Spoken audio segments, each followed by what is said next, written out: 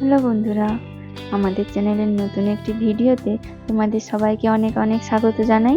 যেমনটা তোমরা আগের পর্বে দেখেছিলে, মিষ্টি, গিনি, মিনি আর পিকু বাড়িতে না আসায় কৃষ্ণা তো খুব চিন্তায় পড়ে গিয়েছে। তো আজকের পর্বে কি হতে চলেছে তোমরা সবাই দেখতে থাকো। দেখো বন্ধুরা, গিনি মিনিকে খুঁজতে তো রুমা তো কৃষ্ণাদের বাড়িতে চলে এসেছে। কৃষ্ণা, ও কৃষ্ণা, বলছি তুমি গিনি মিনিকে কোথাও দেখেছো গো? ওদের তো আমি এপাশেই আসতে দেখেছিলাম। আমি ভেবেছি ওরা তোমাদের বাড়িতেই এসেছে, কিন্তু ওদেরকে তো কোথাও দেখতে পাচ্ছি না এখন।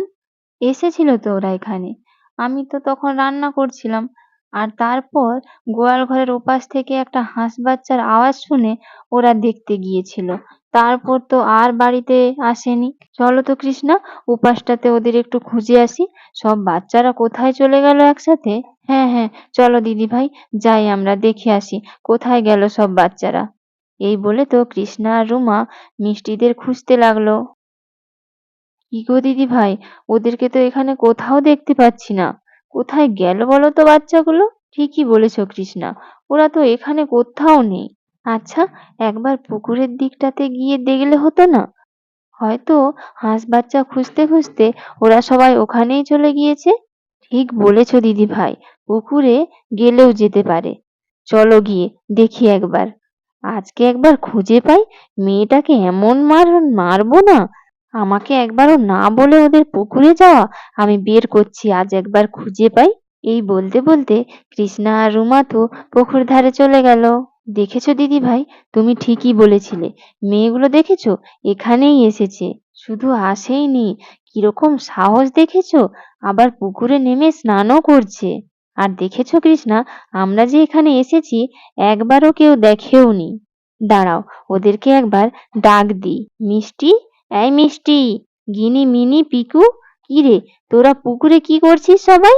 জল থেকে এক্ষুনি নেমে আয় বলছি। এই রে, দেখেছো তোমরা? মা আর জেম্মা তো চলে এসেছে এখানে। কি হবে এবার? হ্যাঁ, তাই তো দেখছি। কি হবে এবার?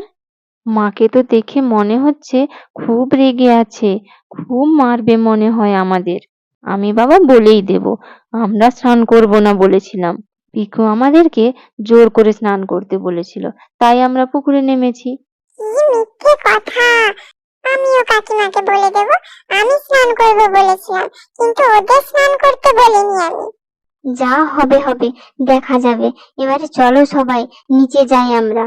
এই বলে তো সবাই জল থেকে নিচে নেমে এলো। কি রে তোরা, বাড়িতে না বলে এখানে এসেছিস কেন? বড্ড সাহস বেড়েছে তাই না? তোরা তো বলেছিলি হাঁস বাচ্চা দেখতে যাবি, তারপর এখানে কেন এসেছিস? মা জানো, আমাদের গোয়াল ঘরের কাছে একটা হাঁস বাচ্চা ছিল। ওর মা ওকে ছেড়ে পুকুরে চলে এসেছিল, আর বাচ্চাটা ওর মায়ের জন্য খুব জোরে জোরে চিৎকার করছিল। তাই আমরা বাচ্চাটাকে ওর মায়ের কাছে রাখার জন্য এখানে এসেছি। এই কাজটা তোরা অবশ্যই ভালো করেছিস, কিন্তু না বলে এখানে কেন এসেছিস তোরা? আমাকে একবার বলে আসবি তো। আসলে আমরা ভেবেছিলাম হাঁসের বাচ্চাটাকে এখানে রেখেই সঙ্গে সঙ্গে বাড়ি চলে যাব, তাই আমরা আর বলে আসিনি। সঙ্গে সঙ্গে বাড়ি যাবি তো, এখনো যাসনি কেন? আবার জলে নেমে স্নান করছিস।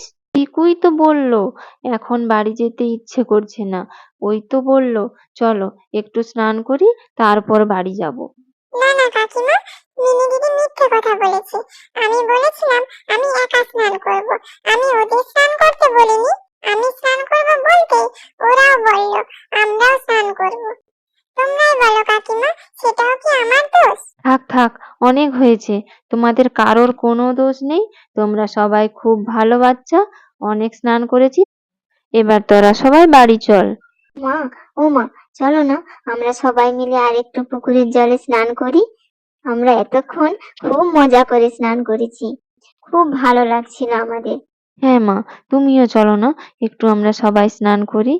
হ্যাঁ হ্যাঁ কাকিমা, চলো না তোমরা, আমরা সবাই মিলে স্নান করলে খুব মজা লাগবে। কৃষ্ণা, বাচ্চারা যখন এত করে বলছে, চলো না যাই, সবাই মিলে একটু স্নান করি। তাছাড়া খুব গরমও পড়েছে, সবাই মিলে স্নান করলে খুব ভালো লাগবে। ঠিক আছে দিদি ভাই, তোমরা সবাই মিলে এত করে যখন বলছো, তখন চলো যাই। এই বলে তো সবাই মিলে পুকুরের জলে খুব মজা করে স্নান করতে লাগলো।